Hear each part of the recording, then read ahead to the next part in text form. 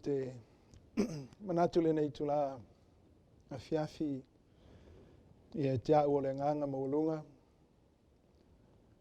E te o te whawhiro ai atu ai le mamalu o le ekalesia, au au le atua. I le nei tula Afiafi ma le tātou whiro inga. Mua lava si o tātou teitai au au, Pastor Wilpapo, o le wato fia i le atua. E teita ia le nei ngā duenga. E maise le whalitua, ia tiana, ma le no whaalo. Ia tiau foi o le nganga fia e whawhiloa i atu, lau sunga Pastor Papali, Iafeta, Masipa'u, o le autistusi au le ngā duenga. E whapena foi lau sunga ia uitua langi, Pastor uitua langi, ata tanuasa. O lau tou no Foa Vaeluaga lea o le galuega ao o le atua. Lenei Afiafi o te whawhiroa ai atu i lo malu o lo tou ofisa i lenei tula Afiafi o tātou maua lenei awanoa. Le ngata i leo le malu le kalesia, mai lava i ona taitai, se ia pa iesto e tamatama o galuega. Whawhiroa ai atu i le swafa manu malo le atua i lenei tula Afiafi. Le ngata i lea, ai se tasi o si o tātou watunuu, tu langa ese, i nofo ato'o o e kalesia, ai maise si o tātou watunuu, whawhiroa ai atu, pia whapeo e maua mai o le nei whasalunga. Whamanu ia tele lava le atua i lau whafongaanga i le nei tula Afiafi. Tai walawina le whanau, ia e langi se vi inga e tomua ai o le wheau whiliwhilia le atua mo i tātou i le nei pō.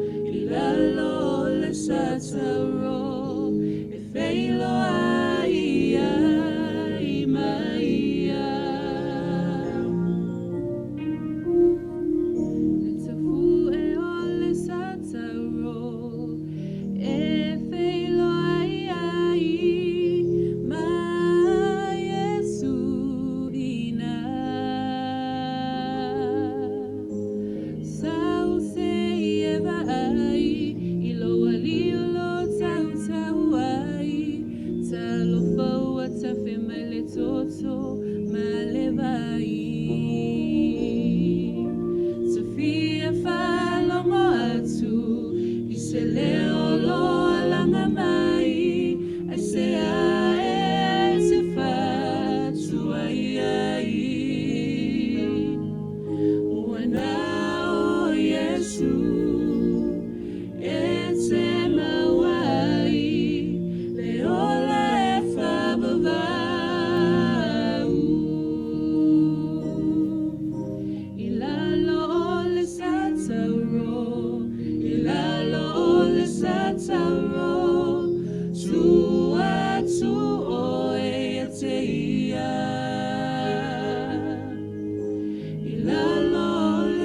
satauro, ilalo le satauro, Veloa ia imaia, ilalo le satauro, ilalo le satauro, tua tu'e te ia, ilalo le satauro, ilalo le satauro, Veloa ia imaia, ilalo le satauro, ilalo le satauro, Veloa ia imaia.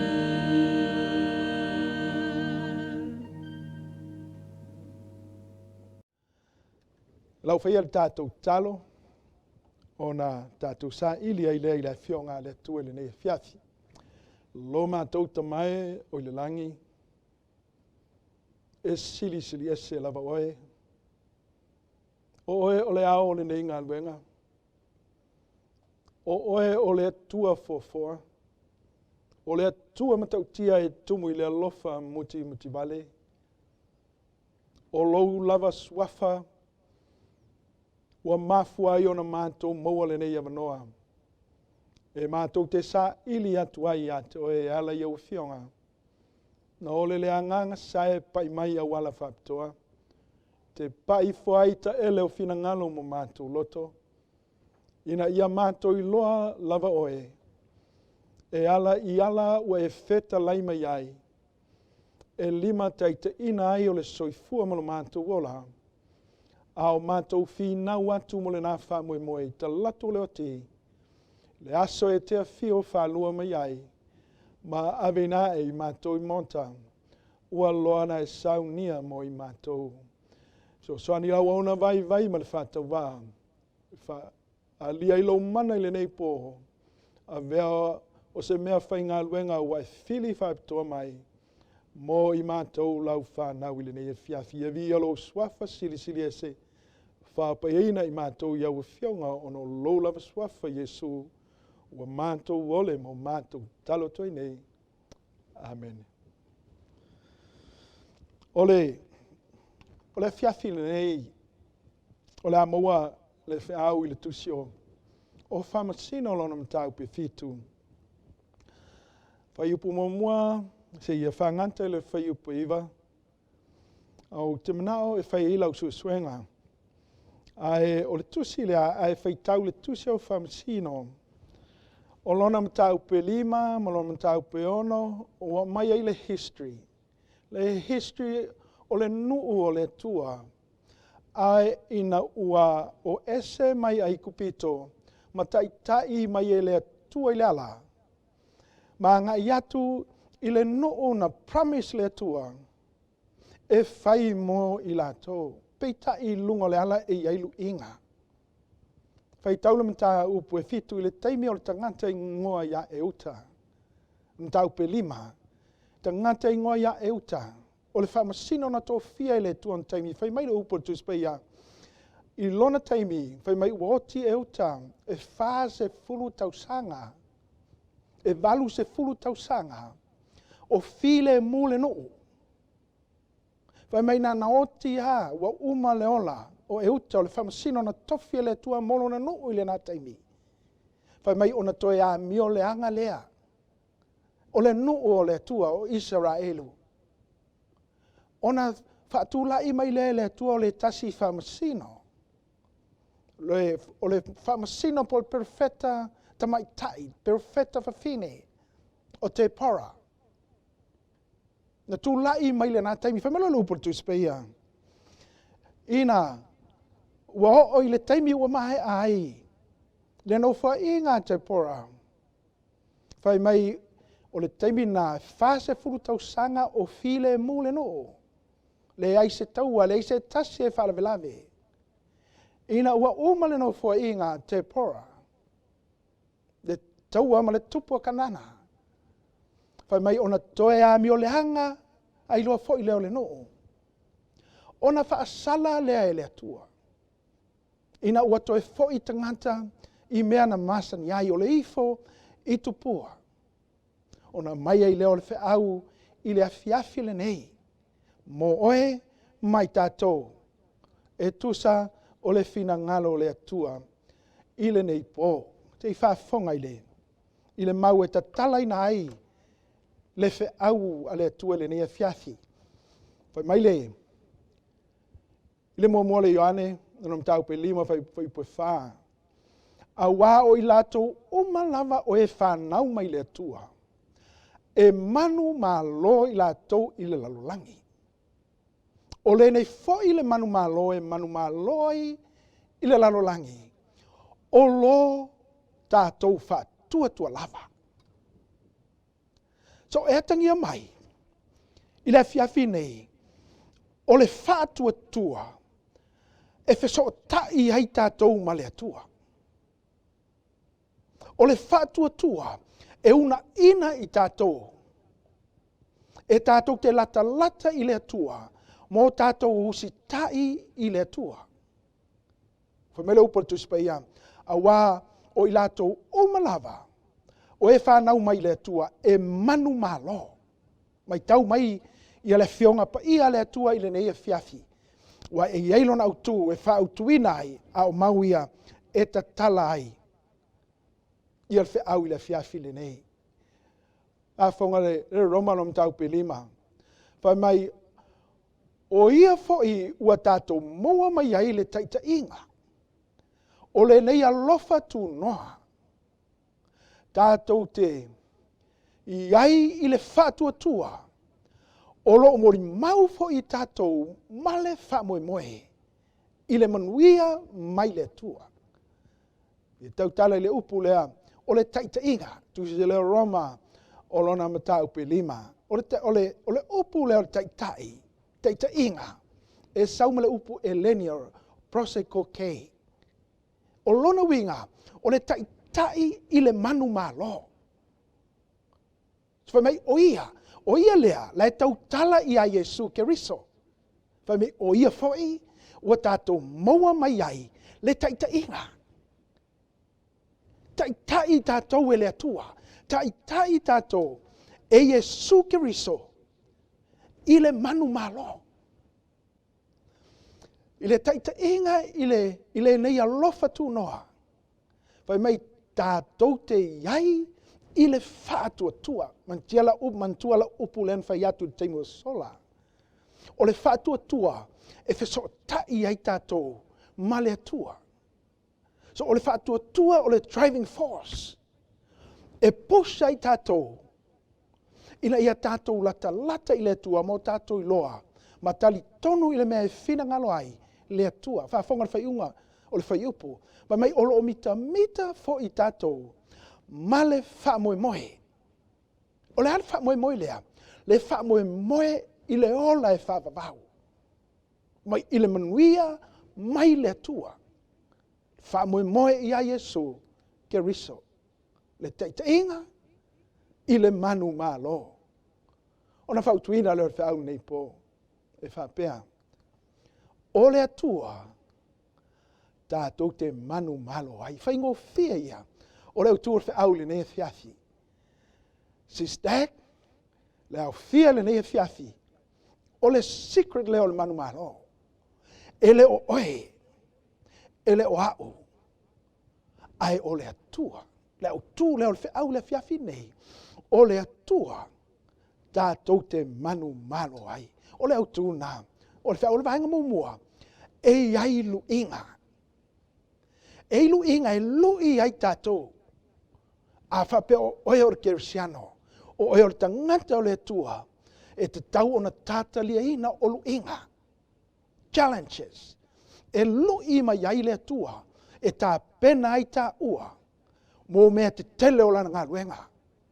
Lona lua, e tā pena ai tā ua, mō le langi, ma le ola e whavabau. E tusio Peteru, e tofo i tātou. O lu inga ia e au mai e le atua, e tāpena ina i o tātou loto. whaafonga whai upe sfulua, mo pe talo na tau pe wha. Le au pe le. O hai le tau tala iai, le tau tala i tangata o le tua. Tangata wa tofia, le au pa ia, le au kersiano o loo salalau. Mai le au pe le, aua tau te ofo. I le tofonga e pe o le afi. Matolia fo i la upun whai atu mua, i le whaatua tua. O le mafu anga, e tupu ai le whaatua tua. Ina ua e whaafonga, mai whaalongo soo. I le upu le atua, e te whaalongo, e te whaalongo, e te whaalongo. Ma whausia i lo malosi whale anganga. Whausia i lo wola e te talitonu. O na tupu lea o lo whaatua tua. Sila i tātou. O le au, ma le whina ngalo le atua, i ona tangata, ia test, ia su e pe le atua, ia so uma, ina ia i loa ia le atua, o loto ua tāpena. Whai mera lupa tu spaia, aua tau te ofo, i le tofonga pe o lafi. Ua o ia te o tau e whai ma tofonga ia te o tau. Peise i o se mea fou, ua o ia te o tau te whaafonga soonga. Mo me pe tau whai mera whai upa sfultolu.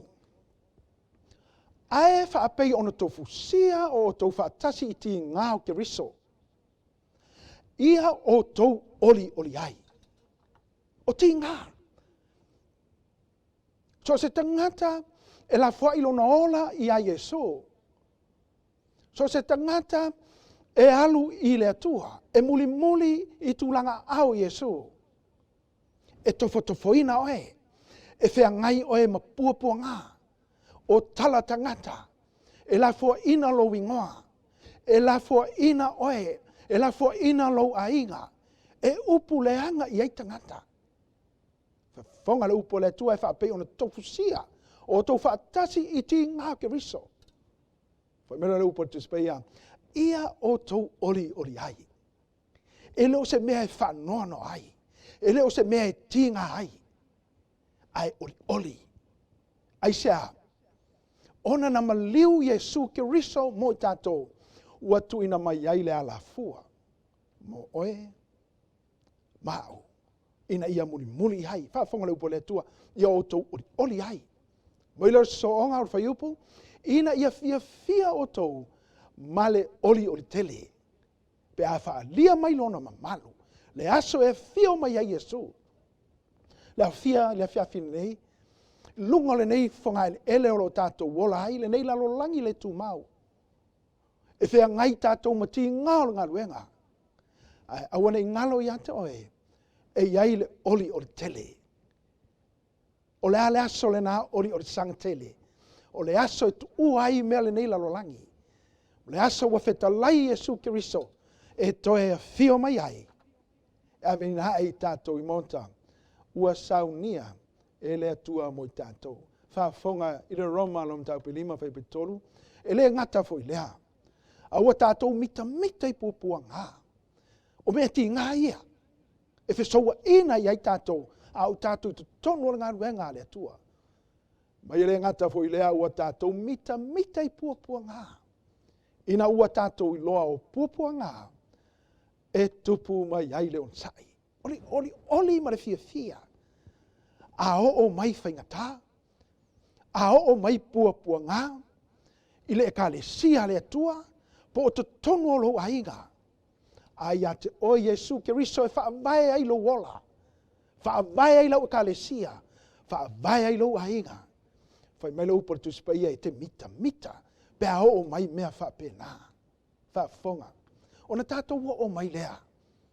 I le tusi whai tau o le nei e fiafi. Au tu iai au o le nei e fiafi. E iai lu inga. Na tu ina e lea tu e lona noo. Ma te ulia fo i e fast food tau sanga. O file mu le noo Israelu i le teime o te pora. Whai nana umana no whai ngā te pora. Whai mai ua toe foi tangata i le ifo i tupua. Ona le fia leo le tua. Ona au mai leo nuia. Ina ia o hao lona noo. E ola whaalangolango matoe fo'i i le atua. Iai leo luinga. Ua o mai o le vaenga mua leo le tātou. Launga le afiafi nei. Ai whai tau mtau pe ono.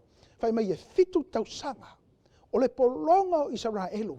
Ina ua toe fo'i i le ifo tupua.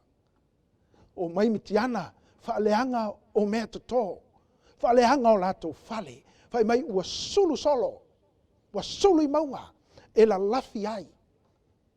Ai sea. Wa oha i le atua i lona nuu. Ina ua toe whai a mioleanga i ona luma. So ua oha o le atua lona nuu o Israelu. Le afia malau whaafong anga i le nei po. E whaapena le fina ngalo le atua. Mo oe. Mo oe mahao. E le whaafifi le mu. Le tangata ualu i le atua. Ai whea ngai mati ngā. E whea ngai maluinga. Ina ia toi whaafoi oe. Toi whaafoi ta ua. Ta te sava bali i ala o le atua. O le mea e tofotofoina, te whaafonga. Wa mei o le tofotofoina foi. O lo tau whaatua tua. E siri le ao ngai le auro e whauntia. E ui lava ina tofotofoina i le afi. E a vea ma mea e ui le vi inga. Lua male mamalu. Tolu male manuia. Le au fia o hafea. Whaafonga. Pe a whaalia mai Yesu Keriso. O le ala me le tofotofoina. O le ala me tofotofoina. Le au fiae o le whaatua tua. E tofo tatou whaatua tua. Po le ale levo la iai. Po le ale tapulaa. Po le ale tūlanga. O lo uola tali tonu. O lo uola e te whaalango lango i le lii. Po e la fua i lo uola i le lii. Po la fua i lo ainga i le atua. Yesu Keriso. Pele ai. So o le tofotofoina la. Whamelu pa tuspeia. O le tofotofoina foi o lo tau whaatuatua.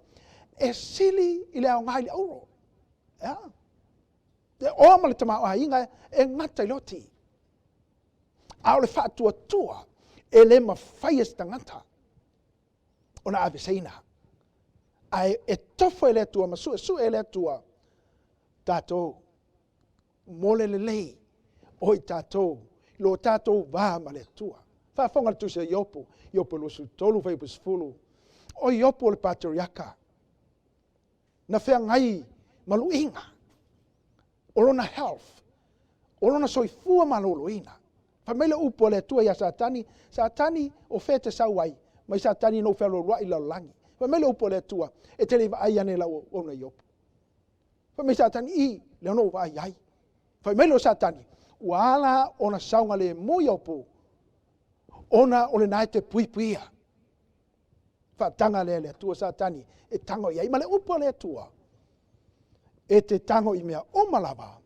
Ai aua nei e pai lunola. Ona mailo le upo a iopo ina uaftaia i mo pua ngā. Manu inga. E le i malu e lue le nei patriaka. Lona whaatua tua mau. Na tali tonu ai i le atua. Mele o le upo le atua. Le upo al patriaka iopo. Whema iai peitai. Ua sila fia e ia lo wala. Sila fia le atua. Ona ti ngana iai. Ona classify le iopo. O le tofotofonga. It's a testing. It's a test. Ua test ai e le atua. Lona tali o iopo. Whaafonga.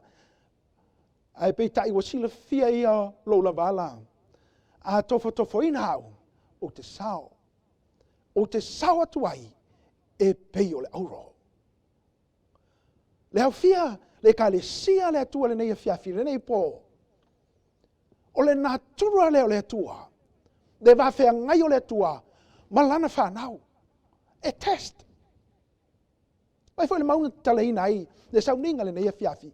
Wai mai, o i lato uma o e whanau mai le atua. Ja? E manu malo i lato. I le lalolangi. Wai mai, o lo tātou whaatua tua foi. Say faith. Whaatua tua i le tua. Te le whātua i meo leo langa. Na expect leo e te manu malo, le ai. E te whātua i a Yesu Keriso. Ona e manu malo ai lea. Ma fuanga na, whautua i au pone nei. E ka le siae, le au fiae. O le atua le secret o le manu malo. E leo le tele o le oa me le tamau ainga. E o le poto me le mua lunga o onga. Le ai. O le atua. Tātou te manu malo ai. Whaafonga le upa i opu, whamei e tofu ina au. O te sau atu ai e peo le auro. O na sauro le vaenga no lua.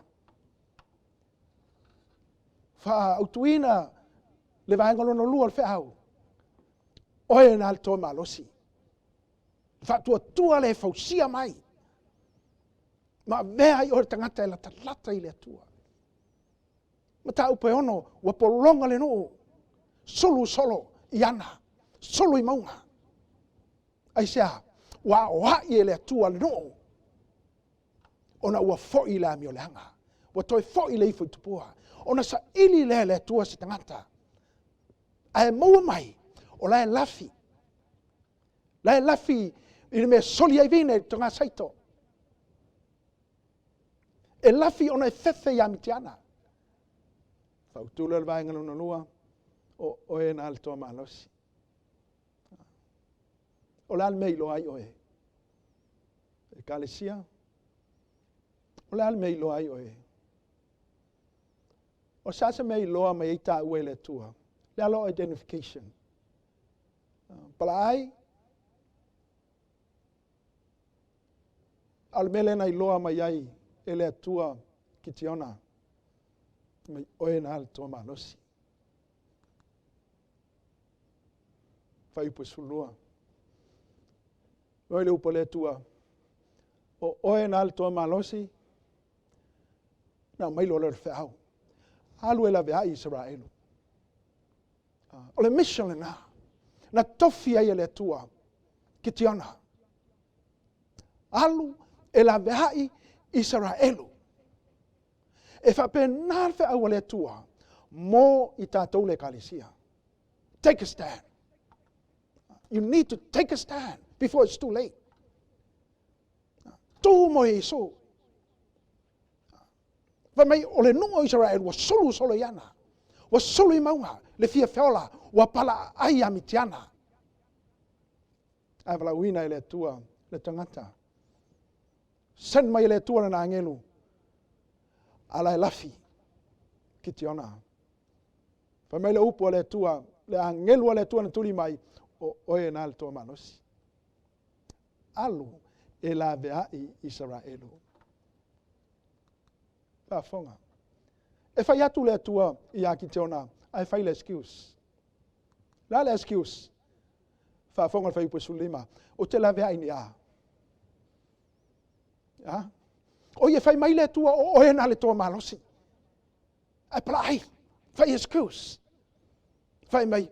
O te la vea i Israelu i ni a. Wa umana whai ai le atua.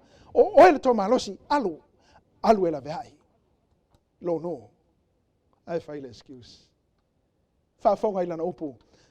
Le tua e whatau wālo a inga. My family is the poorest. I am the youngest of the family. E whatau wālo a inga. O le asau tali. SISDAC.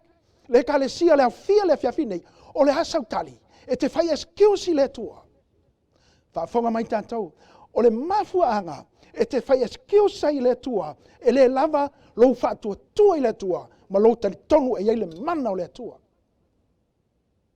Mafuanga na e whai excuse i tangata. Awa umana whai eila angelu. O e nale toa malosi. Ai pala ai. Whaafonga. Whai mele upo le tua. Ki te ona au e te whewhe. Ki te ona au e te whewhe. Ta te whaatasi moe. E whapena. Le fina ngalo le tua. Mo tangata filifilia. Tangata valawina. O tangata filifilia. E le ma whaina tu au noa e le tua. E toa tasi na oe. Whai mai upo le tua. Tate whaatasi oe. Me, God, and you. Wa lava lea. Pe whaatanga tau mai le lalolangi. Ai ai le atua ia to e to tasi. Ai ai le atua ia to e SISDAC. Mai le autua le whaauta le fiafine nei. O le atua. Ta te manu malo ai. Whaafonga le Ioane Sulimu Whaipilima. Ele mawhai o na whai o se mea. Pe au le iai. O le whetalai ngā le Yesu. So longa e iai Yesu. Pe to ala iti ale kalesia. So long e iai Yesu i te tono le lotu. E leo to tele i lo hai. E hai. E loa le manuia. E loa le upumoni. Ona o le wha maoni o tangata e iai. Me, God, God and you. Amen. Yeah. Secret laugh. So long God is there. Okay. Sauro al vaina tolu. Vai mai e tasi. E te fasi mitiana. E pe o tangata e to tasi. O le master plan ale tua. E te tauna follow iai ki tiona. Whaafonga ile. Ona mai le tua test. Tolu se fululua. Hafe. Tangata Israelu. Na o le taua. E whai mai lupo le tua. Ki tiona. E whaisto tele. Tele mana e manu malo le nuu. Ma wha pe ifo. O lo lato ma losi ma le poto e tau. Ai ngalo hau. Whai mai lupo le tua. O si loto. O nau tātou teimi. Whai mai lupo le tua. Whai atu iai tangata. Ai eis tangata le whau fale lon fale foi. Ai tangata le whai po ipo foi. Ai tangata fefe foi. Alu fale. Foi lona inga. Ai tau silfia to. Luas fulu afe. Mai le tolus fulu afe. Luas fulu afe tangata. Wow. Wa foi. E atangia mai na sauta inga. Le lava whatua tua. Sau to tele. E na test o le test mua lea. Na test ai le tua. O le test luna lua. Mai upo le tua ia ki te ona. Whai asto tele. Tolu sulu afe. To ese le luas fulu afe. To e mais fulu afe. Ai ufa pet ki te ona. Le tua. Ma na ia la lea. E mai upo le tua. Le ai. Ua whai sto tele. Ora mai le tua la wala. E to e test hai. Ma tau nia foi. Le amatanga le vanga mua fe au le fiafi nei. O le wha tua e to foi nai tatou. E peo lafi. Sili lo le auro. O le auro e mawai. A uma leoti e mawai. A le ola wha tua. E fausia. E le mawhai estanga tola. Na avesea. Pea e lata i le ri. Ma fausia lo wala tani tono. E te tali tonu ai. I le upu le tua. Na mai le testo na lua. Famele upo le tua ya ki tiona. To tele. Sfulu afe o fais to tele. Avel vai. O tesna avel vai. Ona avelea. E ki tiona il vai. Silfia o to. E ka le sia le afiai le ne fiafi. O le mea fa no ai le loto. Toi titia umatangata. O ai se atua iai le atua. E wha taunuina lona fina ngalo. Mai le se fulu afe. Iwa afe fitu se lau. Tangatana foi. Wha whena i lona foi. E iloa i le manava. E iloa i le lawalo. Wha malie la ngono le tino. Iwa afe fitu se lau. Ai toe mai. Le toru se lau. O le se senga ia. E lua toina tangata i tono le lotu. Titania. De saito. Mamoe. Oti. Oi ale lei. Oi ale hanga. Hinu whao. Mainu e tueto. O whele vaenga. O le nai ai oe. e te alanga i le lii, e te pese i le atua, e klasifai mai le langi, o le tasi inu fō. Fia i meo leo langa, fia i tuina nau, fianga o le tino, e ngata i loti.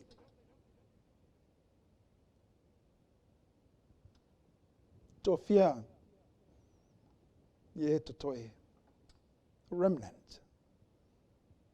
Tō fia i tangata toi, o tangata e whilia le atua, e tautaua. SISDAC, e leo whainu mera. E fua tātou mea i le tua, malona mana. E le fua le tō tele. O le lalolangi, e fua le tō tele. Wha mai upo le palimene, sta mai lotu whatuatu lai mai ananafi, sta mai lotu ha. Ai le fua le tō tele. E le fua po le hale umina sau. Ai fua i le plana le tua. E fua i le upumoni. Tolu se lau. Verses se lau tolu suli mafe. Au tau amitiana. Mameleka. O tu fatasi. Tolu se lau. Famele upo le tua. That's it. Tolu se lau walava na. O le plana le tua. Tolu se lau. Ele tolu sulu afe. Ele se fulu afe. No. It's only 300. That tolu se lau a. E tu sama le upo le tua. Famele upo le tua. E te fasi amitiana e peo tangata e totasi. Mua tolu sulu afe o mai ta inga. Verses 135,000. What trim ele tua. Tolu se lau. Sa une tau mar se lau. Tolu suli mafe. A whai lau numera. Tasi tangata le tolu se lau. E tau mar se wha se lau limas fulu fita fita. Amitiana. Tasi le Israelu. Verses 450. Fita fita Israelu. Wha when pasi pol nā mea. Ekalesia, leo fia, so long e whaima i eile tua. 300s. Tol se lau, la tau i e whaoleina no. So long e whetalai mai le tua, manu maa lo taua. Tol se lau. Ele tol se lau martasi. E hai. Ele wha se lau. E tol se lau. Wha whonga tu se whalinga. So fitu so wha. Mai la tau te tau, le taua mar tamai mamoe. Ai manu malo tamai mamoe a te la tau. Awa o le li ma le tupu. O e wai a te ia foi, e wala wina i la tau. Ma filifilia, ma wha maoni. Tau se fia to. Tolu se fululu hafe, na wala wina. Se fulu hafe, na filifilia. Tolu se lau. O tangata whamaoni.